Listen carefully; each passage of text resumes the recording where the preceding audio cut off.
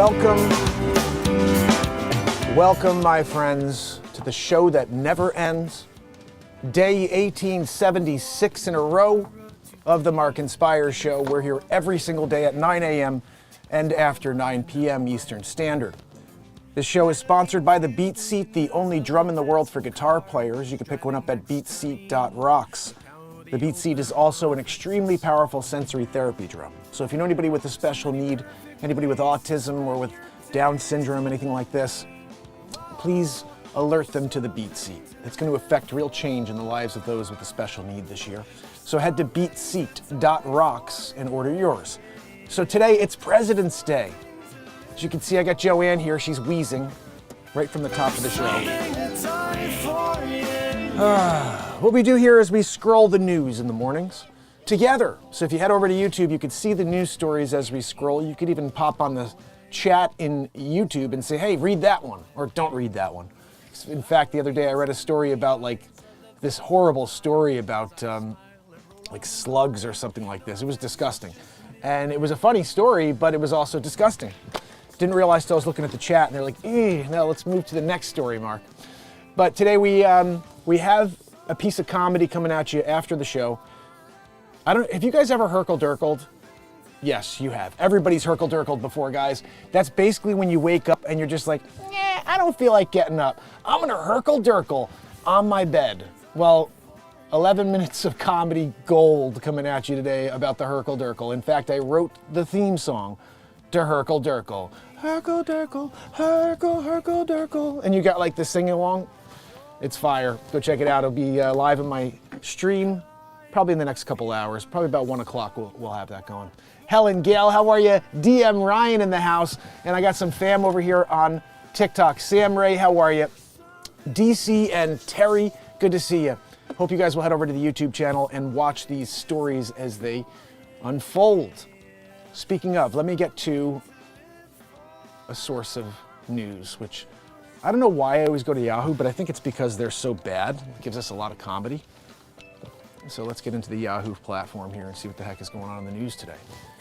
And again, as you guys know, there's no politics on this channel.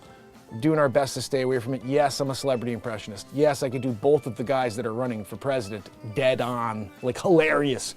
But people have no ability to laugh anymore. Everyone's so sensitive. You can't make a joke as one or the other. Can't do a celebrity impression of one or the other without pissing off half the country. So I'm over you guys, to be honest. Not you personally, but the world not being okay with comedy anymore. So no, we don't do any politics. This is just straight up news about everything else in the world but politics. So if you want to hear my impressions, just ask. I'm going to probably be doing other stuff. But anyway, here we go. East breaks 200-point mark. That's because no one plays defense anymore. Let's see if we can get this one up on the screen here. We have Matt Zabrowski.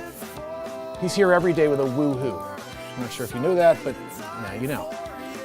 Here we go. News of the day. Joanne, keep believing. Joanne!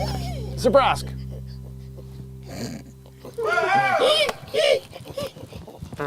Go! Zabrowski! I'm sorry, Zabrowski. Joanne just ruined your woohoo. You know, Joanne, I'm going to get rid of you. I just can't.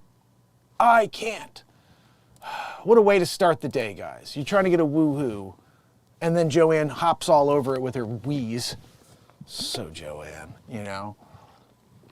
So, let's take a look at the news, guys. Let's see what we got. As you just heard me, the East breaks a 200-point mark in historic NBA All-Star game. Let's just quickly run through this one because I really don't care, okay? NBA All-Star Game 2024, it's a shooting showcase for MVP Damian Lillard, Tyrese Halliburton, not related to the Halliburton company that owns all the, war paraphernalia. Anyway, Sunday's LA All-Star Game turned into an extension of Saturday's three-point contest. A little resistance, hometown All-Star Tyrese Halliburton and Damian Lillard put on a show from long distance as the East Conference cruised to a 211-186 win. 211 points in a game, guys. When I used to watch basketball, when people that were really, I guess they wanted it more maybe, I don't know, but Barkley, Jordan, Karl Malone, these guys barely broke 100. Almost every game was like 97 to 86, 99 to 94. It was, you'd see a 101 to 92, you know, but it was almost always south of 100 because the defense was ridiculous. As usual for recent All-Star games, defense was at a premium, as the West did a little to keep things competitive after the East opened a 53 to 47 first quarter lead. 53 points first quarter, 47 points. I don't know, guys. I think it's just like who can score more? I'll just let you do whatever you want, throwing the ball off the backboard. You know, I'm not sure. I just think basketball's crap now. You know, Jordan was my guy. I don't know. You guys tell me what you think about it. Maybe it's still good. Let's see what else we have here. Adele just admitted that she was sulking because the NBA filmed her against her will, as she explained that viral courtside meme. Well, I don't know what you mean against your will. You're in public, you dummy. I'm Adele. You can't film me. I'm a special one.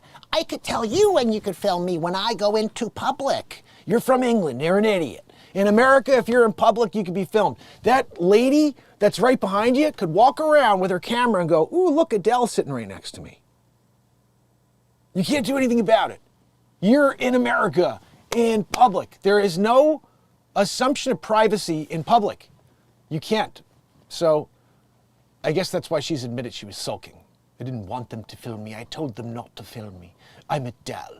I can't be filmed. You were filmed. Deal with it, Adele. You know, sulker. I'm going to call her sulker. She's a sulker every time I see her. I don't know. Valerie Bertinelli posts park swimsuit pic to discuss why she doesn't weigh herself. People who cross paths with well-known criminals and victims shared their unsettling encounters. That I'm into. This one I'm into, guys. I want to see what this one has to say.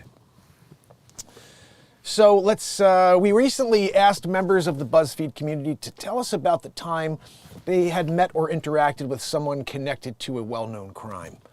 Here are the bone-chilling tales. Number 1, the Zodiac Killer. My father had his medical practice in the city of Richmond, California, during the 60s and until the day he died in 1982. He truly believed that the Zodiac Killer was a patient. He had the Zodiac Killer for a patient. The patient always made sure he was the last one to be seen. He always talked about the case to my dad, bragged about all his weapons, and even resembled the famous sketch. Now, my dad was a first lieutenant infantry in World War II and did not scare easily, but this man gave him the creeps. My dad eventually sent a copy of this patient's handwriting to the cops, and the guy stopped being treated by my dad. Shortly after that, petty acts of vandalism began to occur around my house. I was around 4 years old when this went down, and after that, my parents would not let me out of the house to play by myself. Wow. This is the original drawing, I guess.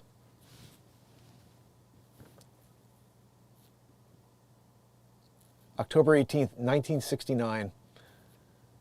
Supplementing our bulletin 87 through 69 of October 13th, 1969, additional information has developed.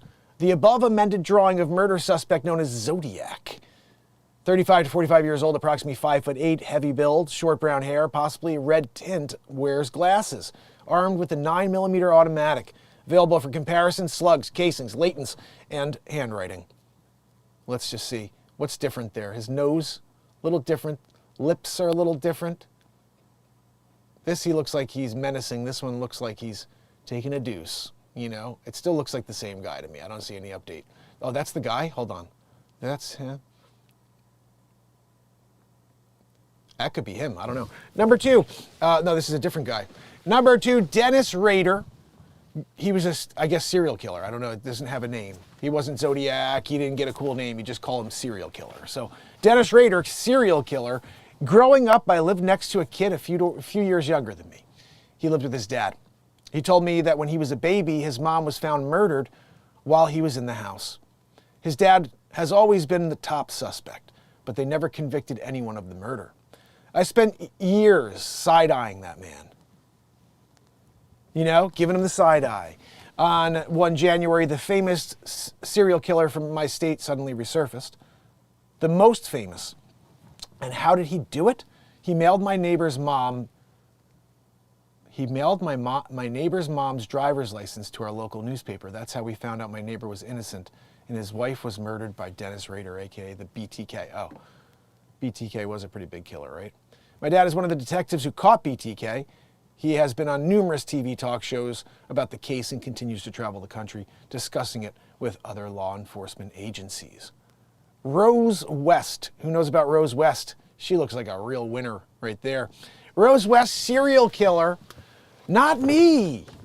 But back in the day, my friend's mother was offered a lift from Rose. And she was on her bicycle. If she had accepted, my friend probably wouldn't even exist. I was speechless. Camille Clairol. Another serial killer. We got a bunch of serial killers here. I lived a few floors below Camille Clairol. He murdered, it was a guy. Camille, guy, 2024. Just kidding. He murdered a woman who lived in our building for an apartment and buried her in the train yards not far from us. She was such a nice woman. I watched him throw her things in the dumpster, trying to get rid of the evidence before it was discovered that she was missing. 2 days later, our entire building was taped off and surrounded. His ex-wife and ex-girlfriend were his other victims. The story is awful and hard to believe. He died in prison a couple years ago. You know what they say about karma. Unbelievable. Scummy people. The Branch Davidians. The cult. My cousin in San Antonio had a house that was basically a party house. One of his friends was an EMT, and this friend and his partner would hang out with us while we were on duty. They would get calls to go to car wrecks, etc., and then come back and tell us the gruesome details. His partner later joined the Branch Davidians, and believe it or not, his last name was Branch. So, Branch from the Branch Davidians. He left the compound before the fire, but was arrested for being one of the shooters on the day of the raid. He has since been released from prison. If you guys don't remember, David Koresh said he was the second coming. I heard him play guitar recently. He's actually pretty good. And he wrote a song, something like Darkness into Light. And it was pretty good. It's just like a musician who's just like, I'm God. Like, no, you're not, dude. You're a decent musician. Guitar is but his voice was actually pretty solid. Let me see. You guys want to hear him real quick? Let's see if we can find David Koresh singing. Where are we? I think I can get in from here. Yeah.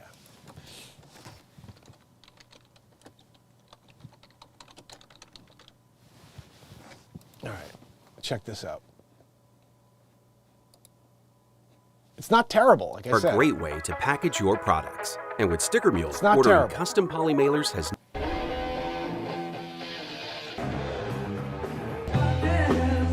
Listen. Nice, right? Darkness in the night. That's got like some weird... you know he's a fan of?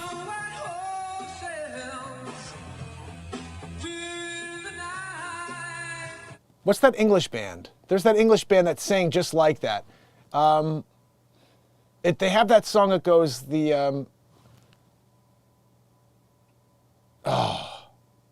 it's Morrissey, right? It's like a Morrissey vibe. He's got a Morrissey vibe going. That's David Koresh right there, guys. He may have been the son of God. I mean, I don't know. Pretty good voice. Singing like an angel. I'm just kidding. Not really. It's good. It's not terrible. Alex Murdaugh, killer. When the whole Alex Murdaugh murders occurred, I don't know, this is someone speaking. Clearly they're from some backwoods. I think they're going, when the whole Alex Murdaugh murders occurred here in South Carolina, everyone was shocked. Turns out my stepsister was banging it out with Paul, and she's friends with them. They were doing it in the back of the pickup. And the son was also killed, not while they were doing it in the truck. This was after. He was at her birthday party just a few months before. Apparently, the FBI even called the circle of friends asking questions about Alex. Did you guys know about that one? I bet you didn't. Now you know. Murdaugh. How do you even say that name? I hate it. I hate that name so much. Because it's is it Murdoch? Is it Murdaugh? Is it Murdaugh? What are we talking about with that dumb name? You're a murderer. Indeed. You murdered the English language and vocabulary for history of time. My name's Alex Murdaugh. What is it? How do you finish out in that GH over there? We laugh. Murdaff. It's Murdaff. Some people are wondering, do we do Murdaugh? Do we do Murdog? Do we do Murdoch? No, it's Murdaff. Because it's like laugh, but murd in the front. Murdlaff. Murdaff. You guys didn't know it, but I just cleared it up for you. That's my Latin, experience.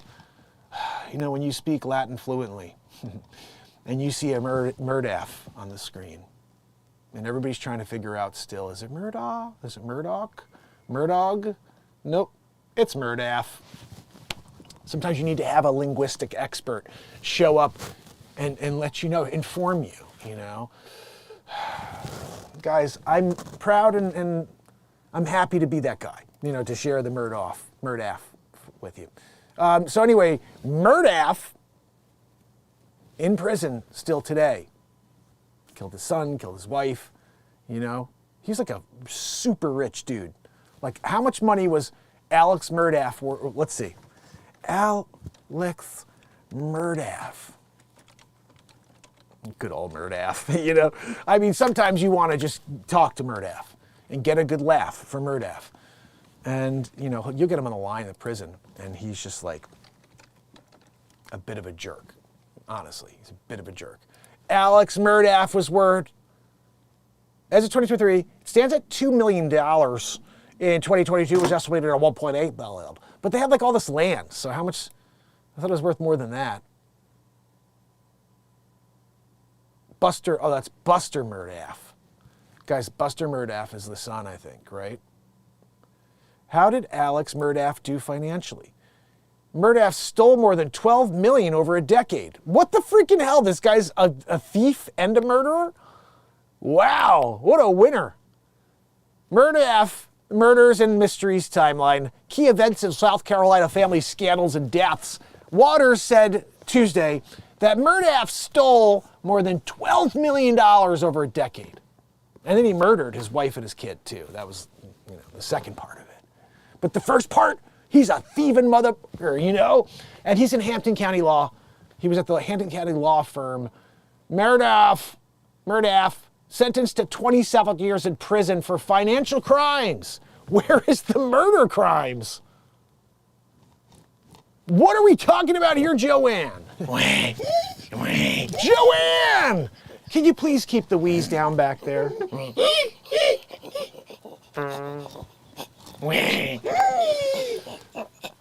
Joanne, when I'm here and I'm doing the news and you're back there, you're dropping them. You're wheezing, you're doing a dropper. Joanne, no! What did you eat? Joanne, that's disgusting. Piggish, really. Murdaff. Guys, if you've not looked up Murdaff yet, I just did the work for you. You don't have to look him up anymore. We did that here in Mark Inspire show. So, have you crossed paths with Murdaff? South Carolina. Good old Murdaff. He's always up for a good laugh, Burke Ramsey.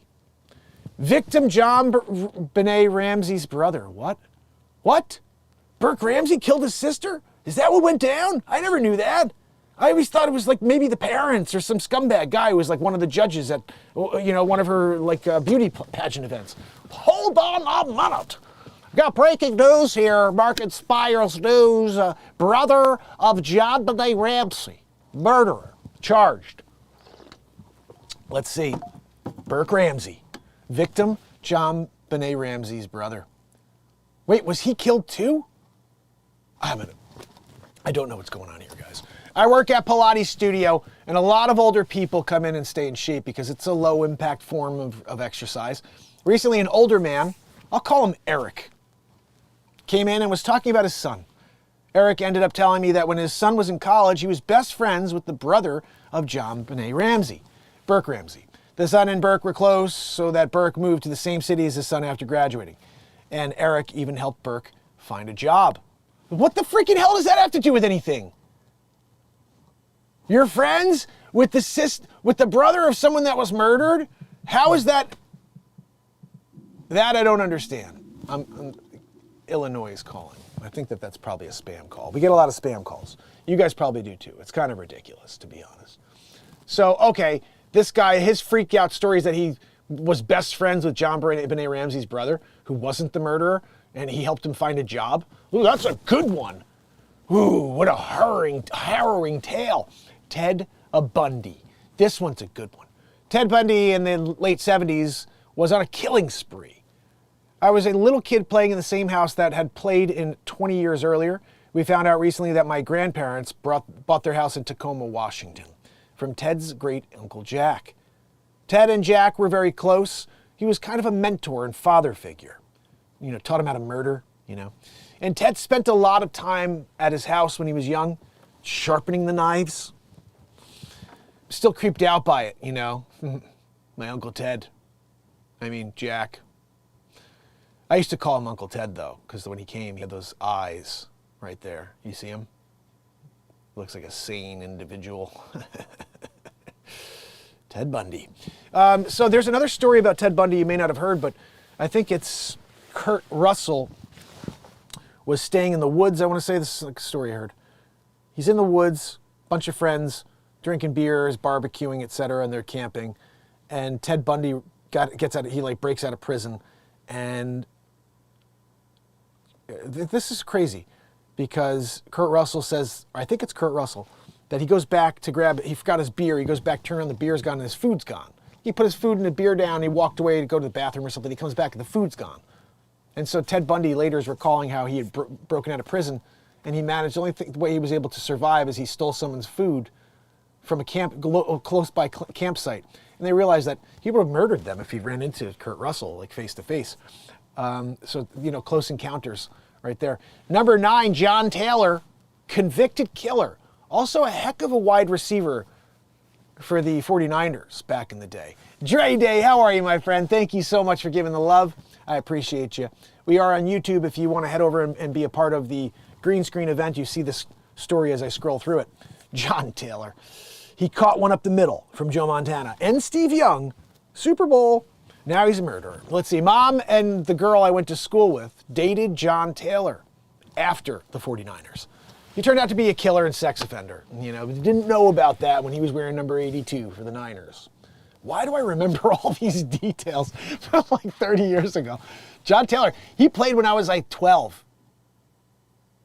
John Taylor played football when I was like 12 years old, maybe 9. Like I was a kid, and I'm recalling details. He was number 82, played for the 49ers, and I remember him catching the ball. He was a great wide receiver. Like everybody liked Jerry Rice, but John Taylor was ridiculous. I used to think to myself, I think John Taylor's better than Jerry Rice, but he was always like the number 2. He never got a chance to be the guy.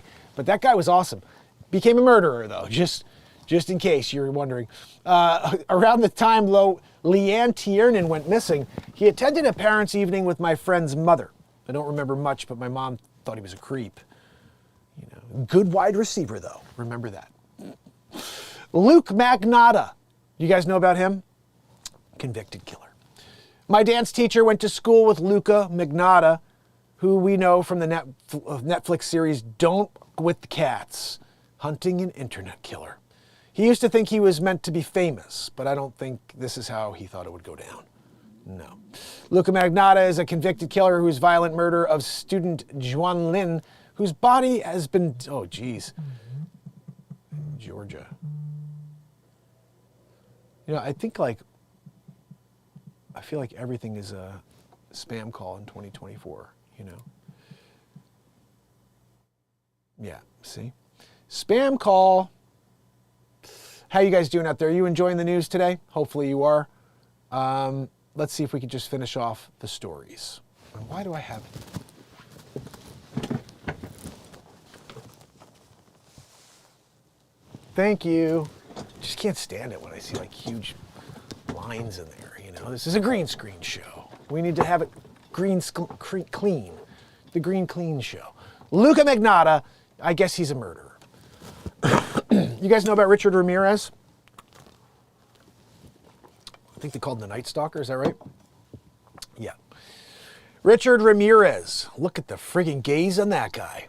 Who's getting his number? You getting his number? You're asking him out, right? Hey, cutie, what are you doing? I love your cheekbones And the eyes. Again with the eyes, you know? Murderer. Richard Ramirez. Serial killer, as you know. Luckily, we didn't meet him, but I was about 6 months old You wouldn't have known anyway if you met him. You were 6 months old. Who said this? I was about 6 months old when the Night Stalker attacked someone near our home in Orange County, California.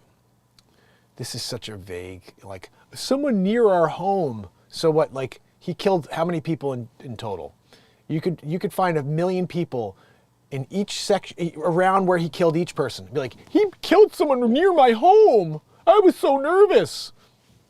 These dummies. My parents and I were asleep in the living room with a baseball bat until he was caught. My dad's best client lived a few doors down from another one of the victims. So scary. That's my belly. I'm growling. I'm hungry. I'm a hungry mofo right now. Casey Anthony, mother of victim Kaylee Anthony. I live in Orlando and crossed paths with Casey Anthony several times in various circles. Thankfully, I drifted away from the group and, before the death of her daughter, but it still creeps me out when I think about it, She was trying to talk to me about my kids, about child rearing, and I was like, I almost listened, Drew Peterson, killer. You guys remember him. I live 10 minutes away from Drew Peterson. Again, 10 minutes away. Do you know how far that is? Just imagine for yourself that you're getting in your car right now and you're driving for 10 minutes and think about how far you are away from your home. That's what this idiot is. Oh my goodness, you're 10 minutes away when Drew Peterson did it. Stupid idiots. I was in 7th grade when his wife Stacy went missing and he was being investigated for her disappearance and then for his third wife's death. We'd come to school each Monday and talk about where we'd seen him out and about since he was a super cocky, he was super cocky and thought he'd get away with it because he was a cop. We'd see him at McDonald's, Best Buy, etc. in Bolingbrook, Illinois. Luckily, he was convicted of his third wife's murder, but to this day, Stacy is yet to be found. She's not going to be found. Like, he murdered her. She's hiding somewhere. She's afraid that he's going to break out of prison to come after her again as like her, retribution. Gosh almighty. This is a scumbag piece of garbage, this Drew Peterson. That's him, right? Yeah. Ex-police sergeant. Scumbag. When he's a super cocky scumbag like that, look at him. Look at the look in his eyes. Oh, yeah, I'm going to get away with it. I'm a murderer, triple murderer. Gosh almighty, need some food in the belly. John Wayne Gacy. One of my best friends was dating a guy in college, in high school. They really liked each other. He suddenly disappeared from her life, and she found out years later he was a victim of John Wayne Gacy. So that's so terrible. My best friend in high school was dating this guy, and then he disappeared. It was weird. She's like, I wonder what I did. Did I do something wrong? He won't call me back. He's ghosting me. No, he's a ghost. Murdered by John Wayne Gacy. I don't know if you know John Wayne Gacy. Murdered him, the guy. He was a sweet guy. It's kind of his MO. John Wayne Gacy only went for sweet guys. He was the killer clown. If your friend didn't like clowns, he'd still be alive. But when he saw John Wayne Gacy sitting there in the clown outfit, and your friend was like, oh, can I take a photo with you? I love clowns. That was your friend's doing, really, It's actually very sad that this piece of garbage here was preying on people as a clown. He is a clown. Killer clown. Joseph James D'Angelo. You guys know about JD? We call him JD. JD Angelo. We just kind of shorten it, JD. We lived just 3 streets away from Joseph James D'Angelo, known as the Golden State Killer. For many years, we didn't even know it. My daughter babysat for a neighbor who lived 3 houses down from him. My 2 sons and my daughter used to ride their bikes by his house every day. He also sat, known as the grumpy old man, yelling at neighborhood kids to get off his sidewalk or get off his property. Before he was caught, he was able, not confused, and walking. Not in a wheelchair. My little sister worked at the horse supply near Sacramento, and the Golden State Killer would regularly come in with his daughter and granddaughter. Apparently all the workers thought something was off with the family, and he seemed to be a bit overbearing, murderer and all. But when it came out who he really was, it was not a shock, to the community that he was living such a normal life after everything he had done, or it was a shock, apparently. The stomach is growling. I really got to eat something before I go on the air. It's just better. It's just better for all. Jennifer Cave, murder victim. I knew Jennifer when I was in Austin. I had a sociology teacher at Austin Community College. We would talk before and after class, and I remember I once had to give a presentation.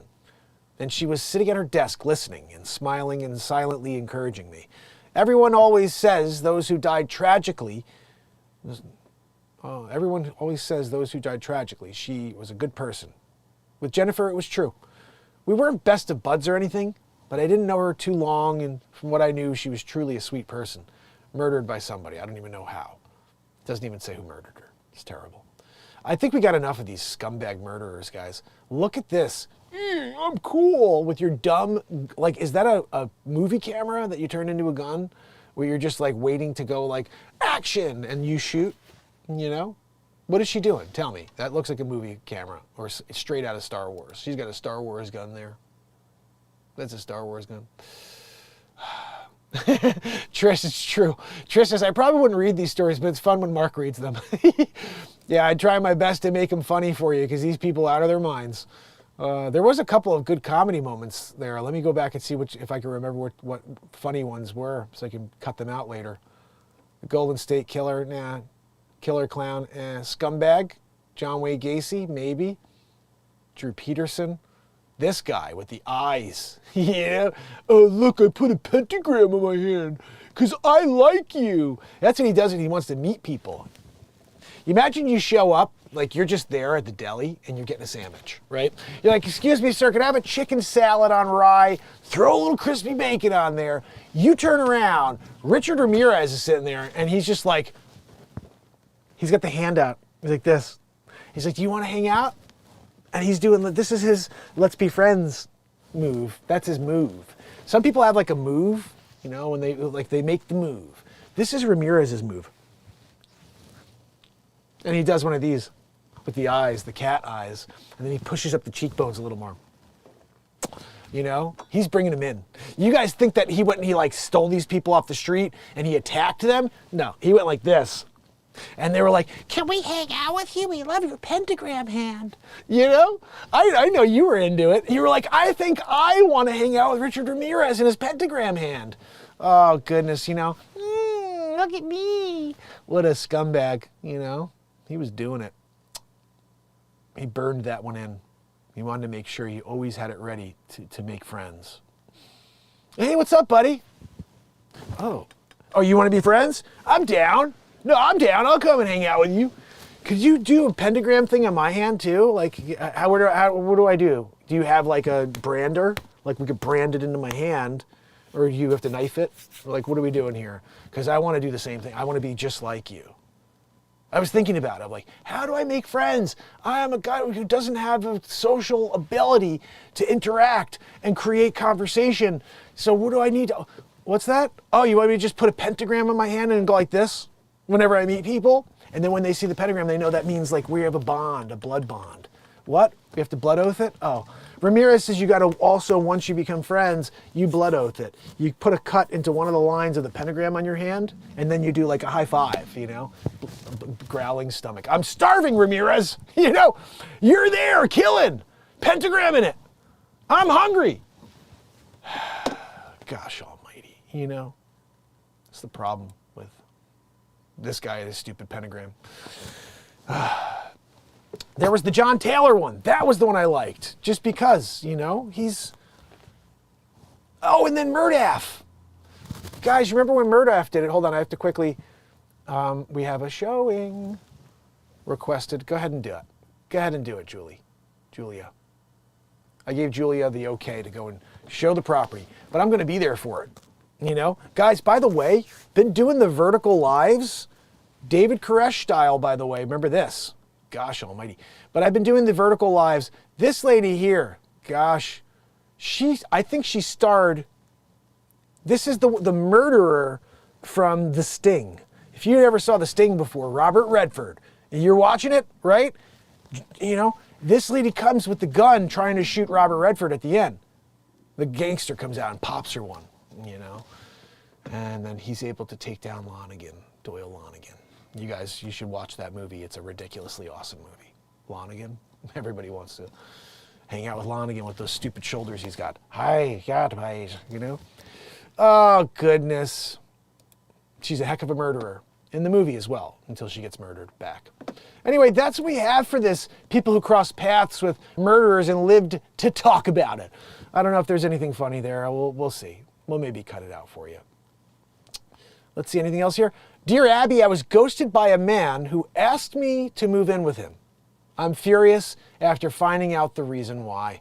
Should we read? Nah, I don't think that one got me. It almost did. It almost got me reading it. But I'm like, eh. Okay, I have to say this just because, I mean, it's not trying to be political, but it is kind of interesting. Donald J. Trump booed for dropping $399 gold sneakers, my gold sneakers, you're winning big league. Guys, apparently he's got sneakers that you can buy now. They're gold. You can put them right next to your gold toilet. SneakerCon, they were dropped. He got booed, apparently. Interesting. 17 actors who have their children in TV shows and movies, but it's not super obvious. Stupid, I really don't care. You don't look like your dad. Let's do a whole piece of news on it. No, thank you. I'm not interested in that one. People are sharing unwritten rules of life, and too many people don't know, and I agree with all of these. Let's see what they are. Okay. Whether we openly talk about them or not, we follow some sort of unspoken rules. The Reddit thread is filled with people sharing those rules, and here are some of them. Curious to see what you think. Don't stand on opposite sides of a hallway to have a conversation, thus making people cut between you. Instead, stand on the same side so people can easily pass.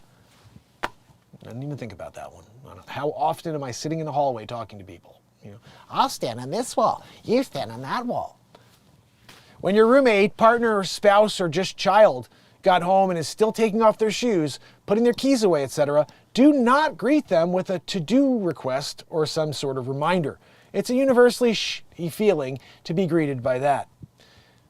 So basically, when you're coming home, taking the keys, putting them in your pocket, you know, taking your shoes off, you get a litany of, hey, make sure you do this, take out the garbage, what are you doing? Why is the trash there? That ain't right. I get it. You having a bad day doesn't mean that you have to ruin other people's day. True. That one's very true, guys. In fact, I'd say when you're feeling like crap, sometimes you have to try to latch onto someone who's not in order to get yourself out of that funk. So, I found that dividing bad days into quarters like a sports game helps you keep things in perspective. I can have a bad quarter or even 2 quarters without a fully bad day. It's actually not a bad way of thinking about it, like breaking your day into 4s. So it's like, the first period was garbage. Second period, I scored a couple points. You know, third period, I took a nap. Fourth period, I came out there and we won the game.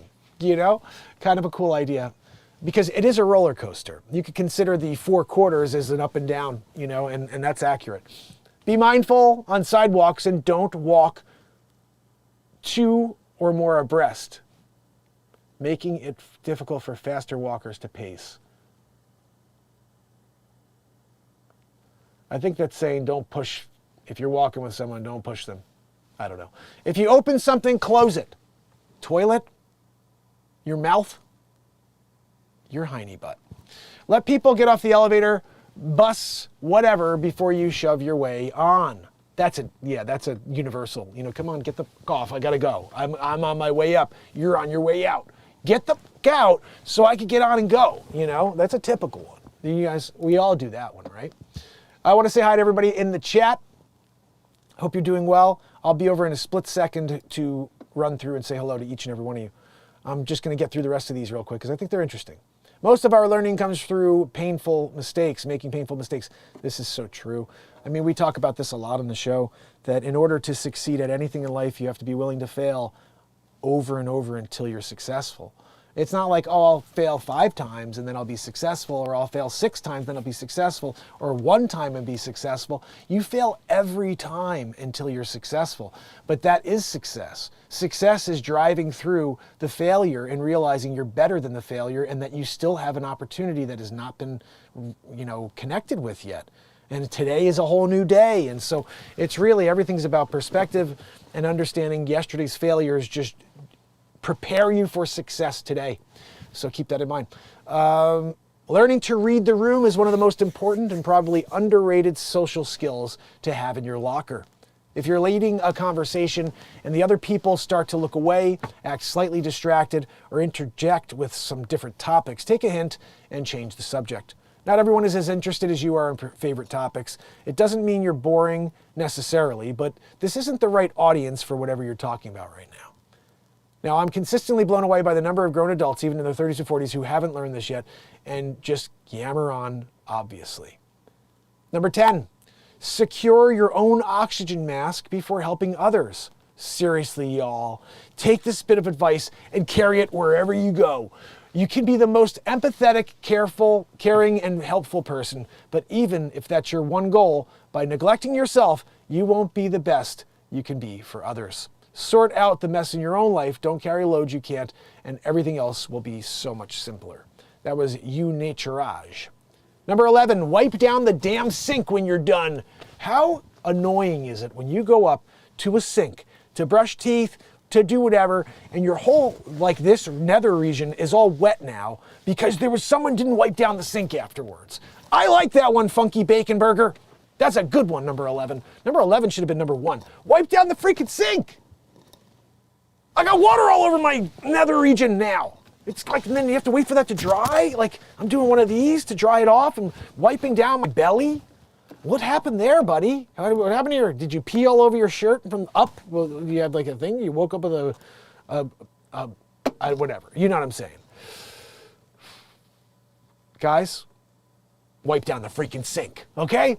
If you want to listen to something in public, use your effing headphones, this guy said. So true. You don't want to be the boombox guy, John Cusacking it. You show up on the bus, it's on your shoulder, you got the cool glasses on, you're Coolio, and you're listening to like your favorite song, which happens to be like Punjabi rock. Like, we're like, what the? This guy came out with the cool glasses. He's listening to Punjabi rock. You couldn't put on like U2. You couldn't put on Stevie Wonder. You know, something would be better than you showing up and doing the Punjabi rock, you know? The sitar, you're pulling the sitar out on the bus. I'm sorry, we're in Oklahoma. We don't listen to sitar here, okay? Head back out with your dumb boombox, John Cusack. You know, sometimes you just get sidetracked by Cusack with his stupid headphone. You know, his headphone is just a big boombox. This is my headphones. You're listening to Punjabi rock a little too hard, okay? Number 13, greeting your coworkers when you arrive at work. It's basic manners. I know a lot of people don't follow that, but say hello to the people you see, okay? It means the world to them sometimes. You know, I think one of the most mind-opening moments is when you realize how many people are in this world and everybody's got their own life. They're all going through this life thinking that they're the most important thing, because they are. It's the only thing in their life that continues daily is them. And they have all these other things around them, people who brought them into this world, family members, et cetera, jobs, bills, et cetera. But at the end of it, there's such a focus on self because you got to survive. And then you have 8 billion people doing the same thing. And, you know, they're so focused is like, okay, I have this, I have that. But you're walking by somebody who could really just maybe use a hello today from a coworker. And you don't know what's going on in their life. And this goes back to one of the earlier ones with don't bring your day into someone else's day. Like, somehow rise above whatever's going on in your own life in order to lift people up. This is what this show is about, is lifting people up. And I think that, you know, we have to start realizing it's the simple acts. Hey, a smile. How you doing? How was your weekend? Good to see you, Thomas. See you later. I mean, simple stuff, guys. Give a little wave of acknowledgement when someone lets you merge or join the stream of traffic. This is number 14. Flash your lights if there are cops on the road. Or pat the top of your helmet if you're doing a moto. I didn't realize that was a move, that was how you tell people there's cops. Do you guys do the flasheroo? It's something that weirds me out. I do it, but it weirds me out because I've heard of people get pulled over before for doing the flasheroo, warning people ahead. I grew up that way, like I was born doing the flasheroo. But sometimes you're looking around to make sure there's no cop also there watching you do the flasheroo, and then you get pulled over. And it's like, why is that? Why can't you warn people? You know, I started thinking, like, why can't you warn people? Why is it illegal to warn people? Is it illegal to warn people? You can get a ticket. See, that's what I'm wondering. Nightwood says you can get a ticket if you do that.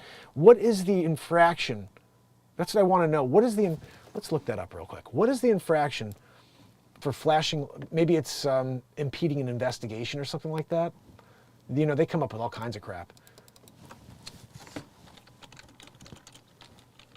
What is the infraction for flashing a car? There is a cop hiding. Let's see what this says. This is where we find out what's happening. Is it illegal to signal that a cop is ahead? The practice common among flashing headlights to alert other drivers to an oncoming patrol car has been claimed as a form of expression protected under the free speech clause of the First Amendment. Guys, we can do it! Free speech, free speech! Now, you could theoretically get targeted by the police officer who's like, I don't like you, because you gave them the heads up. But this is January 10th, so just last month. The practice common among motorists of flashing headlights to alert other drivers to an oncoming or upcoming patrol car has been claimed as a form of expression protected under the free speech clause of the First Amendment. Thus far, courts have generally interpreted the practice as protected free speech. Let's see if there's anything else here I could find. Can a cop pull you over for flashing your lights? Police can pull you over for anything, but that didn't mean they're right. Flashing your lights to convey a message is protected under the First Amendment. So that was back in 2018. So I've just been misinformed this whole time, guys.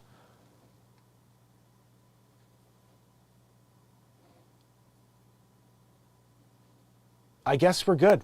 So, see, we just came to like a little conclusion here. And this is good. We all know we can flash the hell out of people now. Do it. Not like with your donger. I'm talking about like on the road. You're on the road and they're on the road. And you're letting them know so they don't get a ticket. That's a good guy. You're a good guy. There we go, the unwritten rules. Let's get back into it. Your lack of preparation does not equal someone else's emergency. That's a good one too. You know, you think about it, people are just like frustrated because they're like, I gotta go, I got a thing to do. Like, that's on you, dude. You should have left 5 minutes earlier. Oh, goodness. So guys, that's what we have here with that unwritten rules deal. I think that's basically it for the news, right? I mean, like, that's 45 minutes of news. I'm pretty sure that's enough news. Like, how much news do we really got to do here in order to keep you entertained? Plus, I think I'm kind of overdoing the news at this point. We've done enough of it. U.S. built an oceanfront home in the Bahamas, then a hurricane hit. We'll do that one tomorrow. Was there anything else here I wanted to share with you? I did that one yesterday about the elder care, which was kind of crazy. Anyway, I guess, it reminded me of S-Coop. I'm not sure where this is in Minnesota, but city identifies 2 officers, 1 paramedic killed in Burnsville, Minnesota, suspect also dead. So there's a guy who's held like 7 kids in his house, and it was like an 8-hour standoff, and I guess they killed him at the end. I'm not really sure exactly, but that's what's going on in the news today, guys. And as Trish said, I do my best to try to keep this light for you. You know, we're doing the news. Yes, it's going on. The news is never positive. Like, I haven't found a news channel yet that's positive. It's all doom and gloom. It's all the world is coming to an end tomorrow. And so in my mind, I'm like, okay, well, these stories are all engineered that way. They're positioned that way to create fear. Like, so can we somehow just create some comedy within that? Make fun of all these silly things that are going on in the world? Get the information, but to get it in a way that's palatable, as Trish said. Yeah, we're talking about serial killers and murderers and these close encounters with people, but we can find comedy within it, you know, and that's what I think we intend to do, or I intend to do here on a daily. So I appreciate you guys being here with me. Remember, I'll be back later on. We have a show at night as well, and then I think every day I'm going to try to do this, but midday I'm going to do a vertical show as well, which should probably just be a few minutes of chatting. I may be in the car or whatever, making phone calls. Not really sure how it's going to go yet, but I want to start doing the vertical thing because the way it's proposed to me on my channel when I look at it, it says they'll open you up to new people because the vertical goes into the shorts feed, and the shorts feed does reach different people.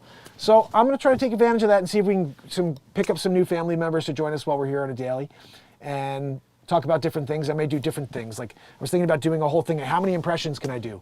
And just that will be the vertical, and you guys can ask me to do different voices or whatever, but silly little things, little updates, maybe walking the streets, interviewing people, whatever. I'm gonna just try to do anything and everything at this point with this vertical option. We never had it before on YouTube, so you always had to go in there and do the widescreen. So we'll see how that goes, and if you're enjoying those, let me know, leave a comment. Is that cool? S-Coop says she likes the idea. So I'm gonna try to see if I can stick with some of these new concepts and just keep driving with them, you know? Let me see who's here with us. I wanna make sure I say good afternoon to you. Remember, this is just the beginning. Every day, this is just the start. Gives a little level up before we go back into the day. Cheryl Niles, so good to see you, Cheryl. Helen Gail Townsend is here. Hilly Billy in the house. That's my brother, guys. Please subscribe to Hilly. Nightwind, you're awesome, Nightwind. Renee Woods, you rock. S. Coop, you are amazing. Trish Killian, you are phenomenal. And I'm hoping that you rock out to that tune. Did you guys hear the song from last night? Was it last night or 2 nights ago? It's 2 nights ago. As I told you, everything blurs together here. When you do it for 1,876 days in a row, you know, it's a little crazy. We have Liberty and Freedom. You are awesome. Thank you so much for being here, guys. I will be back later when we rock it out. There's going to be some more music and some comedy. But join me for the vertical if you can. Make sure you have all the notifications turned on for this channel. That is something I think you could do pretty easily. Just hit that little bell and make sure it's turned to on. And I will be back with that vertical show. And those are like immediate, so it doesn't give you a half-hour warning. It's just like marks on. So, S-Coop, you rock. Robert Page, my man, so good to see you. Nightwind, thank you so much. It was a lot of fun this morning. I really think every morning we have so much fun. If you guys like this news read, just go and watch any morning feed for the last 2 weeks. I've been doing this like same thing. We're scrolling the news and so many funny stories. I don't get to drop them all. I've been dropping some, like Herkel Durkel's coming out in a couple hours. That was from last week. All the stuff you see, it was live on the show. I just had dropping them as actual specific news stories after the fact. So I appreciate you guys. Thank you so much for being here. And come back later when we do it again. Denise, so good to see you. Denise is Roma TVB. Awesome having you here. I hope to see you later on. Where's my outro, Joanne? Joanne, can you please keep the wheeze down back there? That's Joanne. That's just her. That's her move. Joanne. See that? Trish was unsubscribed. How about that? Yes. Got my coffee right here. I will see you guys later. Wish me luck going out to sell some real estate. I'll be back midday. You got to